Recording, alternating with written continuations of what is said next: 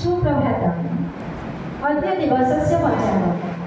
अद्य श्री श्वेतवराह कल्पस्य वैवस्वतमनन्तर द्वितीय परार्ध उत्तरायण ग्रीष्म ऋतु वैशाख मासस्य कृष्णपक्ष त्रयोदशी तिथि जुगाद सप्तविंशत्यधिक-एकपञ्चाशत् विक्रम संवत् द्वादशाधिक-द्विसहस्रम् इंग्राजी मासस्य एप्रिल मास 27 तारिका शनिवासरश्च।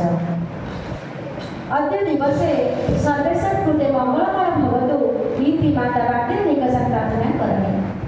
अद्य च भगिनी दीपप्रज्वलनपूर्वक अस्माकं मङ्गलकामनाम् अकरोत्। सा अस्माकं विद्यालयस्य चन्द्रिका लिखिति कुर्मः। तस्य भविष्यत् उज्ज्वलमय भवतु इति माता वाक्यनिकषां प्रार्थना करोमि। अमृतवचनम्। परोपकाराय फलन्ति वृक्षाः, परोपकाराय वहन्ति नद्यः, परोपकाराय गृह्णन्ति गावः, परोपकाराय सन्ताः विभूतयः। परोपकाराय स्वर्गाय, फलर उपकार जे करे से स्वर्ग प्राप्ति करे।